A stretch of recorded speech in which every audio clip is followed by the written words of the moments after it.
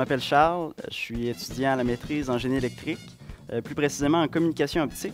Et aujourd'hui, je viens vous parler de mon projet qui consiste à concevoir une fibre optique amplificatrice ayant plusieurs cœurs. Sans la fibre optique, oui, on pourrait utiliser en fait du câble électrique pour quelques kilomètres, mais on ne pourrait pas avoir un réseau de fibre optique, un réseau d'Internet qui s'étend sur toute la planète.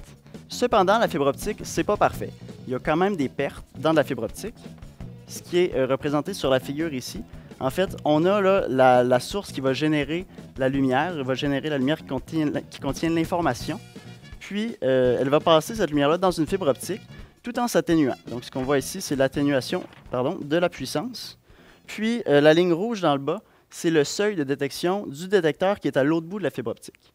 Donc, nous, on va venir mettre quelques mètres de fibre optique amplificatrice pour venir réamplifier ce signal-là, pour s'assurer de toujours être au-dessus du seuil de détection du détecteur.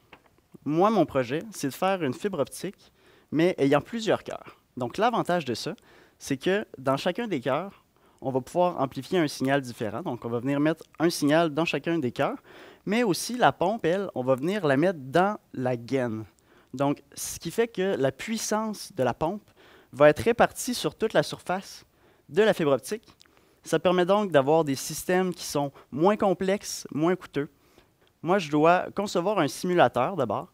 Ce simulateur-là va me permettre de prédire le fonctionnement, le comportement de la fibre optique qui va être produite au final. Parce que faire une fibre optique, ça coûte cher et c'est long. Donc, avec un simulateur, on peut optimiser les paramètres de sorte à avoir à fabriquer une seule fibre optique plutôt que plusieurs.